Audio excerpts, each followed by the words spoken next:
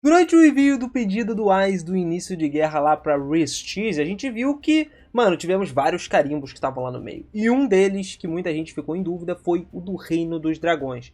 Pois é, cara, isso gerou uma curiosidade gigante, né? Porque dentro de todo esse tempo de história, de tempo de tela de anime, a gente nunca viu ele ser citado antes.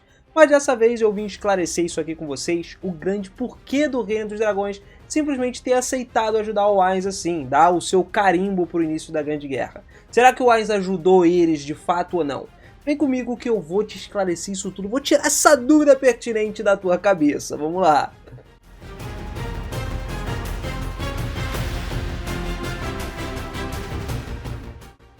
Fala, seus otakus, beleza? Eu sou o Binas e sejam muito bem-vindos a mais um vídeo aqui do canal. Galera, é o seguinte, o Ainz é um tipo de monstro que arrepia qualquer um desse novo mundo. Até eu fico arrepiado quando olho pro cara, mano. É um Overlord nível 100 e que por muitos é conhecido como um deus. Será que de fato o maior feito dele, de ser conhecido como esse deus, esse ser tão poderoso, fez de fato com que os dragões, o reino dos dragões geral, aceitasse ajudar ele? Fez com que a atual governanta Draudilion aceitasse isso? Eu já te adianto que na verdade é um pouco diferente disso daí. A gente vai voltar um pouquinho lá para os primórdios da história, na qual o Reino Dragão, a gente descobre que ele foi fundado pelo Brightness Dragon Lord, um dos Dragon Lords mais poderosos que existem nesse mundo. Tomado inclusive por um humano, né, como um companheiro. O Dragon Lord criou a linhagem da família real da sua nação. E quando ele fez isso, esse dragão concedeu todos esses descendentes o acesso ao poder que há muito tempo tinha sido esquecido, que era a magia selvagem. Uma das magias que o Ainz ainda pode aprender. A gente vai falar um pouquinho mais à frente. O Reino dos Dragões parece que nesse momento é uma monarquia absolutista, com uma maioria ali, se não todo o poder político, nas mãos de um único monarca. Só que nesse caso, como o monarca é descendente direto do fundador do país, né, o Brightness Dragon Lord, ele é conhecido como Rei Dragão ou Rainha Dragão. De fato, os monarcas também são acompanhados, lógico, por um conselheiro pessoal que parece meio que servir como um representante do povo para ele. No entanto, esses conselheiros não possuem um poder político próprio. Tudo depende de fato do próprio dragão. Então, como a tomada da decisão final, sempre permanecendo exclusivamente nas mãos do monarca. Atualmente, a bisneta do Dragon Lord, né, governa esse reino aí. A Draudilion, que a gente começou a falar. E a natureza desse dragãozinho aí levou o medo entre seus colegas, bem como as próprias excentricidades dela que faziam parte disso. Dizia-se que a sua residência ficava no topo da montanha localizada no centro do continente. E isso já apareceu no mapa do Ainz pra gente. A Ygritte, que é aquela senhora, né, aquela velhinha que falou com o Dragon Lord, a gente sabe que ela observou que eles estavam se misturando com os humanos enquanto faziam alguns bebês pelo mundo. Enquanto isso, parecia de fato ensinar, né, o Brightness Dragon Lord ensinava seus filhos sobre a magia selvagem. Porque eles herdavam a capacidade de usar essa magia por causa de serem dragões. Então, educando eles sempre sobre usar esse antigo sistema que estava praticamente extinto, né? Há muito tempo que ninguém usava. São poucos dragões desse mundo que usam.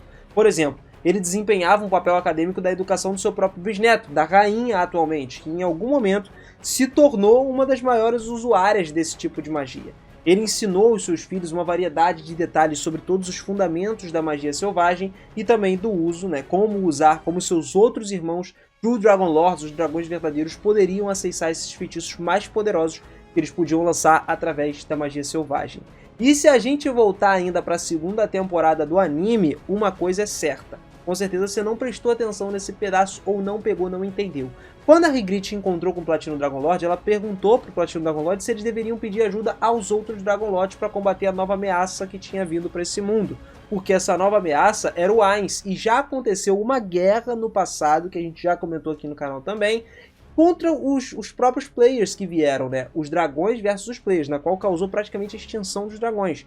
Então, assim, particularmente, o próprio Platinum Dragon Lord mencionou que o Brightness Dragon Lord ele já tinha tido filhos com a humanidade no passado. Então, como sugestão do seu amigo em mente, o Platinum Dragon Lord, o PDL, falou pra gente que era melhor não usar o Brightness Dragon Lord do lado deles, né? Não colocar assim. No entanto, ele calculava que tinha uma chance maior até de obter a ajuda da Cidade do Mar, que seria próxima à Cidade dos Dragões aí, né, para poder trazer para o lado deles. Então, entre os países e cidades listados no mapa incompleto do Novo Mundo obtido pelo Ainz, estava lá o dos dragões. O nosso caveirão já sabia mais do que qualquer outra coisa da existência desse reino. Cara, por que o Ainz, então, ignorou basicamente o reino. Ele sempre teve interesse por dragões, né? Ele é igual a mim, fanático por dragões. Inclusive aquele da Cordilheira, os Frost Dragons, era de interesse dele. Por que ele simplesmente largou lá os dragões e tá nem aí? Galera, apesar da rica herança e história desse reino, na verdade é um reino que enfrenta constante assédio dos seus vizinhos, dos seus países vizinhos, né, dos Homens-Besta. Os Homens-Besta começaram a invadir o reino para usar os humanos como fonte de alimento. Nos últimos anos, os ataques se transformaram numa invasão total, com os Homens-Besta pretendendo conquistar o Reino do Dragão e seguido para as outras nações humanas. O Império Baharut seria o seguinte: atualmente os Homens-Bestas inclusive já tomaram várias cidades do Reino dos Dragões, forçando eles mesmos a solicitar ajuda militar à Teocracia Slane e ao Império Baharut, porque a própria força militar de lá não estava dando conta de lutar contra os Homens-Besta. Isso ainda causou uma crise financeira enorme, porque para pensar só, tu quer a ajuda das tropas, só que pô, nenhum outro país vai enviar sem cobrar nada por isso. Não dá uma ajudinha só não, eles compraram ajuda, né? Então lógico que teria algo em troca. As compras de forças militares eram algo muito caro e provavelmente isso fez com que o reino decaísse completamente, caindo em várias, tipo, endividamento mesmo, né? Perdendo muito dinheiro. Provavelmente você já está ligado então aonde que foram as peças que o Ainz começou a entrar nesse tabuleiro. O Reino dos Dragões prestava homenagem à Teocracia Slane todos os anos para que a Teocracia despachasse tropas contra o país dos Homens-Besta. Já era um ponto. Com o apoio financeiro, eles geralmente prestavam ajuda militar ao Reino do Dragão e lidavam com a invasão demi-humana. No entanto, desde que a Escritura da Luz do Sol, que normalmente era a que era enviada, foi completamente dissolvida, a nação ficou sem ajuda nenhuma. E quem dissolveu essa Escritura da Luz do Sol? O Ainz, lá no começo do anime, quando acabou com todo mundo, mano. Desde então, o Reino Dragão se voltou para o Reino dos Feiticeiros em busca de apoio. Eles começaram a ir atrás do Reino Feiticeiro. E detalhe, a própria rainha não era ligada no Ainz. Ela, na verdade, não queria nem saber disso. Na primeira vista, né, quando foi falado pra ela sobre a ajuda do Reino Feiticeiro e tal, ela, mano, cagou e andou, literalmente. Ela tava mais focada no problema dela do que simplesmente assinar lá pro Ainz pra lutar contra o Reino Restize, por exemplo. Mas no final das contas ela acabou vendo que a força do Ainz era muito maior do que qualquer outro lugar. Os superiores da Teocracia não acreditavam que o Reino do Dragão estava abrindo alguns canais diplomáticos aí com o Reino dos Feiticeiros. Eles não achavam que isso era uma coisa favorável. E para poder evitar ser marginalizado por isso, a Teocracia atribuiu apoio adicional para evitar que o Reino dos Dragões dependessem totalmente da nação inimiga. Porque eles também não queriam abrir mão de todos os vínculos que eles tinham no mundo. Imagina se você é um país que tem vários aliados e de repente vem um outro país tomando todos os seus aliados. Se todo mundo se volta contra tu, acabou. E a Teocracia já tinha um papel aí, um pensamento de querer lutar contra o Ainz, porque eles não suportam mortos-vivos. A humanidade é a supremacia total, isso desde sempre para a Teocracia. Então, para ajudar eles ainda mais nos seus esforços de guerra, eles decidiram fornecer essa ajuda aí, enviando aventureiros que foram resgatados ao Reino do Dragão para fornecer essa ajuda adicional. O mesmo acontece com o Império Baharut, cara. O Império Baharut é o estado vizinho do Reino do Dragão. Embora as relações dos dois ali, dos dois poderes, na verdade pareçam ser meio azedas, devido ao fato de que o Dirkniv, o Imperador, tinha uma certa antipatia pessoal pelo monarca do reino, né, pela Rainha Dragão, embora, ainda assim, ele enviasse ajuda militar. Mas, galera, isso aí era com relutância. Na verdade, não era por caridade que ele fazia isso, mas por necessidade. Porque, na verdade, a existência do Reino Dragão era o que impedia o país dos Homens-Besta de invadir o território do Império Baharut. E o Dirkniv não é burro o suficiente para simplesmente abrir o caminho dos Homens-Besta ali. Não, vai! Acaba com os dragões aí, depois vem me invadir aqui, né? Invadir o Império. Obviamente que ele não ia deixar isso acontecer. Então ele meio que usava aí como escudo o Reino dos Dragões. E olha só como que a ajuda solicitada da Teocracia Slane estava ausente, né? O sucesso em solicitar a ajuda dos outros países vizinhos era iminente. E aí foi quando realmente apareceu a declaração de guerra do Magic Caster, né? Do nada, do Reino Feiticeiro contra o Reino Restize. Então, as notícias foram descartadas, como a gente falou, afirmando que, na verdade, eles tinham que se concentrar no seu próprio país. Mas quando ela foi informada sobre o poder geral do Reino Feiticeiro, a Draudinion começou a, pirar o cabeção. Em algum momento, as duas nações formaram um relacionamento diplomático adequado. Isso aí foi uma mudança que pouca gente viu, aconteceu literalmente atrás dos panos aí. Depois do Reino Restize atacar os transportes do Reino Feiticeiro, o Reino Dragão foi lá e aprovou então a declaração de guerra, até porque era ajuda humanitária, mano, que eles estavam fazendo. Os ministros do Reino dos Dragões acreditavam que a razão para isso era porque o Reino dos Dragões procurava agradar o Reino dos Feiticeiros. Por que ele queria agradar o Ainz, né? Eles começaram a abrir esses laços diplomáticos com a nação para começar a comprar mortos-vivos poderosos, o que significa que o comércio econômico formal também começou entre as duas nações. Com a economia estabelecida entre os dois e esse comércio de mortos-vivos para defender junto com o exército deles lá, né, lutar contra os homens-besta, conforme observado pela teocracia, o próprio Reino Dragão provavelmente estava usando esses poderosos mortos-vivos aí para poder defender a sua terra natal do país. Isso acabava preocupando ainda mais a teocracia, mano. E olha que eles já estavam preocupados. E isso faria com que o Reino Dragão se tornasse cada vez mais dependente do Reino Feiticeiro. Porque mortos-vivos que o Ainz fazia, querendo ou não, são muito, mas muito mais fortes do que qualquer outro ser que tenha nesse mundo, cara. Se as próprias pessoas de nível mais forte não conseguem literalmente lutar com os Death Knights padrões, os aventureiros de Myrtil que aconteceram nessa temporada, imagina só os homens besta. Não vai dar, tá ligado? Eles conseguiriam segurar tranquilamente. E o detalhe é que o Reino dos Dragões ainda abriu totalmente mão de ajuda do Reino Restize, porque eles declararam guerra. Sabe por quê? Porque embora o relacionamento exato deles fosse algo desconhecido, o Reino dos Dragões, ainda aprovando a guerra do Reino Feiticeiro contra o Reino Restize depois que os nobres atacaram o transporte de ajuda humanitária, embora não seja especificado pra gente, os ministros do reino levantaram a hipótese de que a razão pela qual eles viraram as costas totalmente para Restize era porque, apesar deles serem uma nação humana, o Reino Feiticeiro oferecia muito mais apelo a eles e não tinha mais nenhum benefício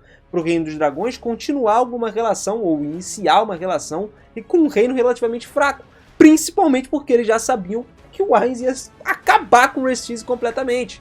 Então, o mais poderoso conhecido desse mundo. O cara simplesmente dominou praticamente o mundo inteiro. Não tô dizendo literal, tô dizendo psicologicamente, tá? Todo mundo sabia. Todo mundo ficou sabendo do massacre de Cartisplane, tá ligado? Por isso ninguém, eu falo que realmente ninguém pode descartar esse como um fato, que realmente é um acontecimento mais importante da história, porque ele é o que move tudo. Foi esse massacre que fez todo mundo ficar sabendo sobre o quão poderoso seria o Rei Feiticeiro. E ao pensar nisso aí, né, pensando só em termos de relações diplomáticas diretas com o Império Baharut também, não dá pra gente deixar de fora que o Dirk Nive tá fazendo o Império se tornar, né, fez na verdade o Império se tornar um estado vassalo do Reino Feiticeiro. Isso quer dizer que o Império é um estado subordinado ao Rei Feiticeiro, especialmente no contexto de sistema internacional geral. E olha só como é que as coisas se ligam. Se o Império prestava ajuda pro Reino dos Dragões, obviamente que o Ainz faria esse favor aí também. E melhor ainda, ele não ia simplesmente deixar a galera se ferrar para depois o Baharut, que era o estado vassalo do próprio reino dele, ser atacado. A pior das situações que poderia acontecer seria talvez o Ainz defender apenas o Baharut, mas o que não foi o caso. A gente sabe, tem em mente que ninguém conseguia derrotar fortemente os Homens-Besta, apesar deles terem uma natureza, uma força totalmente desconhecida. Mas ainda assim teve uma força que simplesmente acabou com muitos desses carinhas aí. E que força foi essa?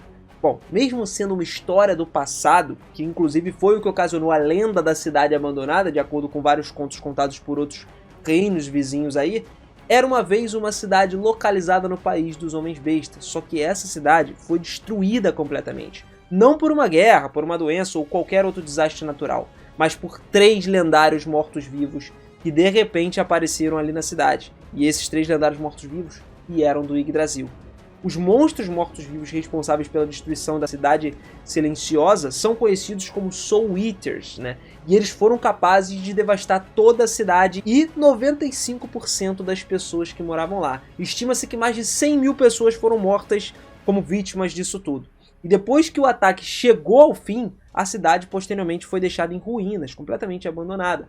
No final, a cidade finalmente ganhou esse destaque da lendária cidade silenciosa por não ter ninguém mais habitando lá. O próprio autor da história, Maruyama, afirmou que a presença por si só de um desses Soul Eaters é suficiente para causar uma emergência nacional, em nível estadual, sacou? Sem pelo menos um Magic Caster de 3º nível presente, mesmo assim enfrentar eles era praticamente impossível.